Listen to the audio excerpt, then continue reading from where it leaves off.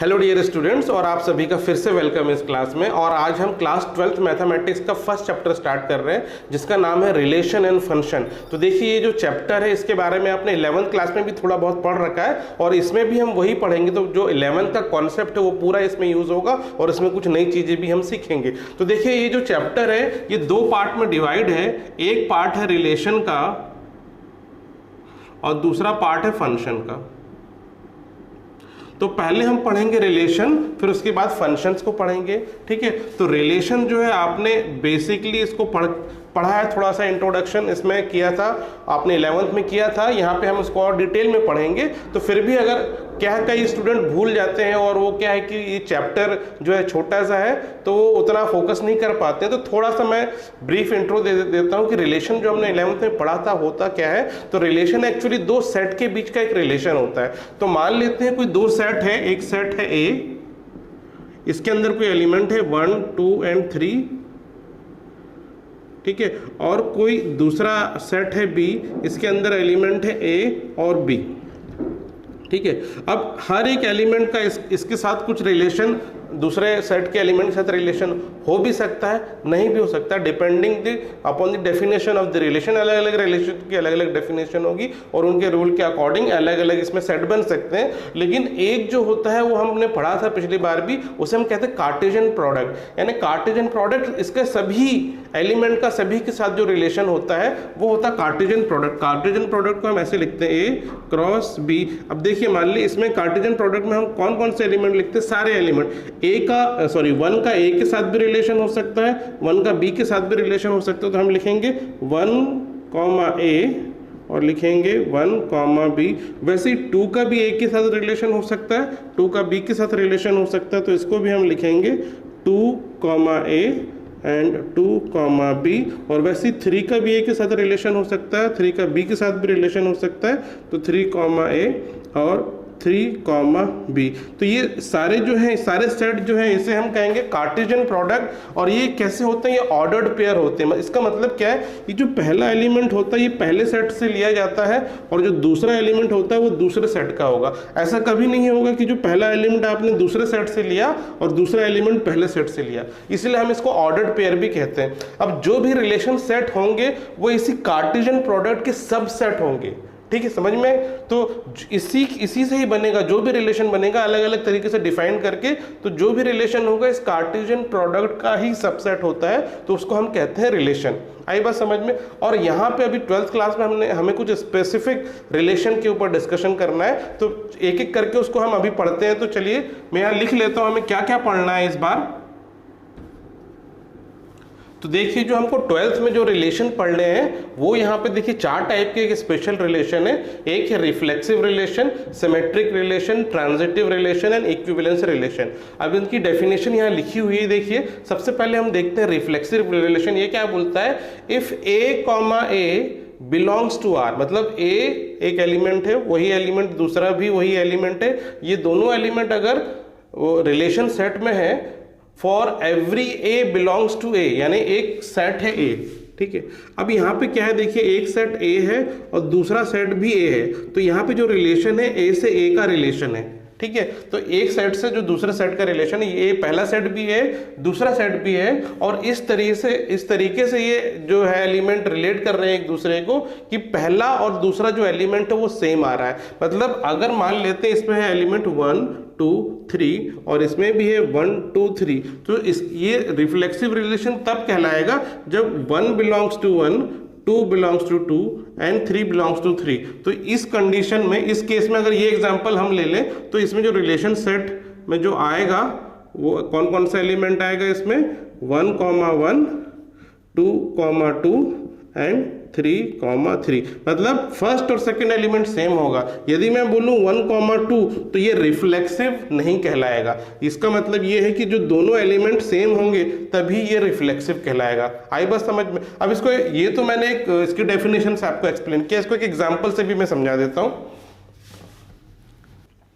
तो देखिए, एक रिफ्लेक्सिव रिलेशन का एक एग्जाम्पल है। तो आर जो है एक रिलेशन है, रिलेशन सेट है जिसमें एलिमेंट है x and y, and such that x and y की ऐसी वैल्यू आती है कि x by y is equal to 1 आ रहा है, and where x and y both belongs to integer. ठीक है, तो एक्स एंड वाई जो है सभी दोनों इंटीजर है, तो एक्स और वाई की कौन सी ऐसी वैल्यू होगी जो ये कंडीशन सेटिस्फाई करेगी कि x upon y equal to 1 होगा, तो ये तभी ये कंडीशन सेटिस्फाई करेगी when x is equal to y हो जाएगा। ठीक है, तो फॉर एग्जाम्पल मान लो अगर x की वैल्यू 2 है तो y की वैल्यू भी 2 होगी तभी इनका डिवीजन 1 होगा, या x की वैल्यू 3 होगी तो y की वैल्यू भी 3 होगी तभी इनका डिवीजन 1 होगा। तो इसका मतलब ये है कि इस रिलेशनशिप में x और y की वैल्यू सेम होगी, तो जो फर्स्ट एलिमेंट होगा वही सेकंड एलिमेंट होगा, और ये कहलाएगा रिफ्लेक्सिव रिलेशन। आया समझ में? तो ये हुआ रिफ्लेक्सिव रिलेशन। अब देखिए अगला क्या है, सिमेट्रिक रिलेशन। सिमेट्रिक रिलेशन की डेफिनेशन है, if a1 a2 belongs to R implies that a2 a1 also belongs to R for all a1 a2 belongs to set A। ठीक है, अब यहाँ पे भी वही कंडीशन है, सेट A का रिलेशन है सेट A के साथ, और कंडीशन ये अगर इसके दो एलिमेंट है पहला और दूसरा अगर उस रिलेशन सेट में है तो इसका जो रिवर्स या उल्टा जो होगा दूसरा और पहला वो भी उसमें बिलोंग करेगा।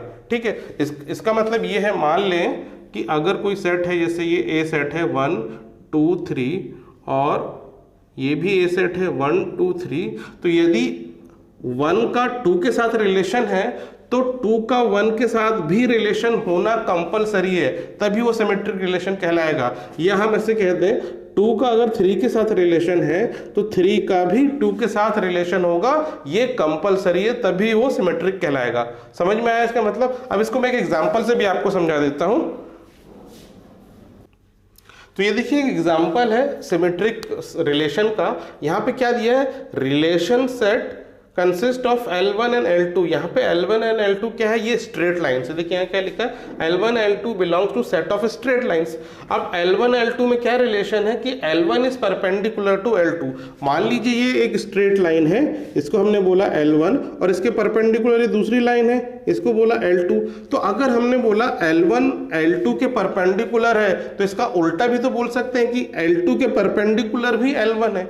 यदि L2 के परपेंडिकुलर है तो L2 L1 के परपेंडिकुलर होगा। ठीक है, यही केस अगर हम पैरेलल लाइंस यहाँ बना दें तो पैरेलल लाइंस के लिए भी यही चीज एप्लीकेबल है। जैसे एक लाइन है ये, दिस इज L1, और ये दूसरी लाइन है, दिस इज L2। हम ये बोल सकते हैं कि L1 is parallel to L2, या इसका उल्टा भी बोलेंगे कि L2 is parallel to L1, तो ये दोनों ही कंडीशन इसके लिए वैलिड होगी। तो इस तरह के रिलेशन जिसका फर्स्ट और सेकंड एलिमेंट और सेकंड और फर्स्ट एलिमेंट दोनों ही प्रेजेंट होगा उस रिलेशनशिप में, तो ऐसे रिलेशन को हम कहेंगे सिमेट्रिक रिलेशन। आया समझ में? अब देखिए थर्ड एग्जांपल देखिए, थर्ड में क्या बोल रहा है, ट्रांजिटिव रिलेशन।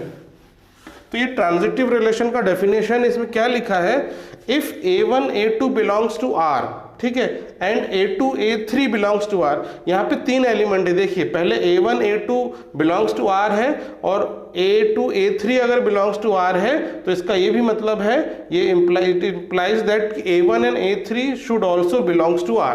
तो जिस तरह हम इक्वालिटी वाला करते हैं ना, कि अगर मान लेते हैं x इक्वल टू y है और y इक्वल टू z है, ठीक है, तो इसका मतलब है कि x इक्वल टू z भी होगा। ठीक है, तो उसी तरह का यहाँ पे ये रिलेशन है। आया समझ में आपको? अब इसको एक एग्जांपल से समझते हैं। तो इसके लिए देख लिए हम वो पैरेलल लाइन वाला जो पिछले केस में हमने लिया था रिलेशन, वही वाला इसमें रिलेशन जो है ट्रांजिटिव भी होगा। ये किस तरह से देखिए, अगर हमने बोला L1 is parallel to L2, L1 L2 की पैरेलल है, और हमने बोला L2 is parallel to L3, L2 L3 की पैरेलल है, इसका मतलब है L1 is also parallel to L3। ठीक है, तो L1 L2 रिलेटेड है, L2 L3 भी रिलेशन में है, तो L1 और L3 भी एक दूसरे से उसी रूल के अकॉर्डिंग रिलेटेड होगा। ठीक है, तो ये पैरेलल लाइंस के लिए हम लगा सकते हैं ये ट्रांजिटिव रिलेशन। लेकिन अगर मैं बोलूं परपेंडिकुलर लाइन का, देखिए एक ये लाइन है, दिस इज L1, और एक ये लाइन है, मान लेते हैं दिस इज L2। ठीक है, तो L1 is perpendicular to L2। ठीक है, L1 जो है L2 के परपेंडिकुलर है। अब एक मैं तीसरी लाइन बना लूं, यहां से मान ले ये है L3।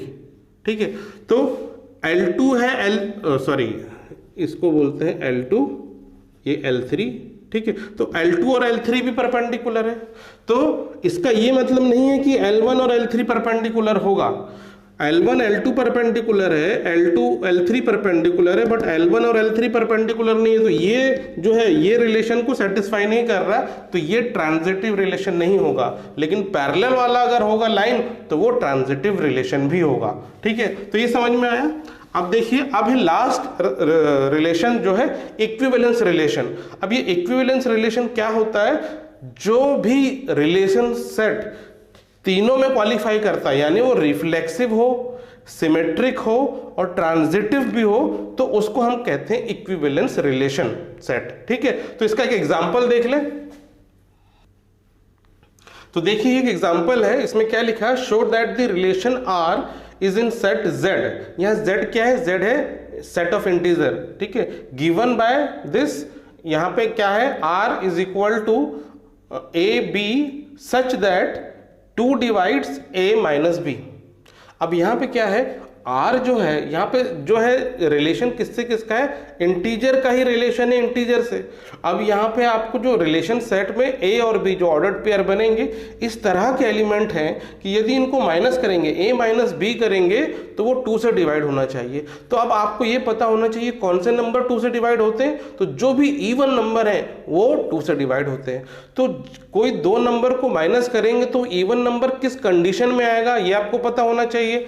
तो देखिए, यदि इफ A इवन है और B इवन है, ठीक है, यदि A और B दोनों इवन है और इनका सब्ट्रैक्शन करेंगे तो वो जो भी नंबर होगा वो 2 से डिविजिबल, मतलब वो भी इवन होगा। जैसे फॉर एग्जांपल हम लेते हैं 4 माइनस 2, ये 2 हो गया इवन। या आप ले लें 12 माइनस लेट से 4 ले लेते हैं, तो ये क्या आएगा 8। और भी कोई नंबर ले लीजिए, जैसे 18 माइनस और कोई इवन नंबर ले लीजिए 10 ले लीजिए, तो ये भी आ रहा है 8। तो हमेशा इवन नंबर को, कोई भी इवन नंबर को आप सब्ट्रैक्ट करेंगे तो वो हमेशा इवन नंबर आएगा और वो 2 से डिवाइड हो जाएगा।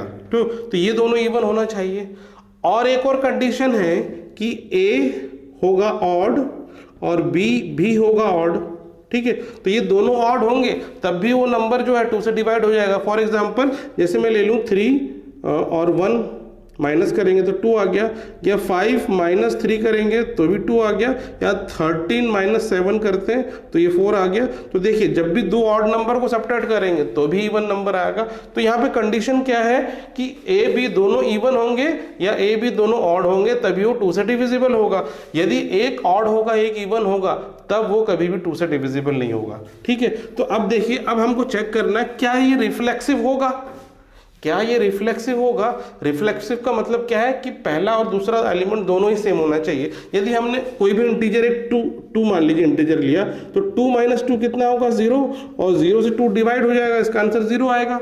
जैसे मैंने कोई एलिमेंट लिया 3, तो 3 माइनस 3 कितना होगा 0, और 0 डिवाइडेड बाई 0 आ जाएगा। तो यानी सेम अगर नंबर होगा तो वो नंबर जो है 2 से डिवाइड हो जाएगा।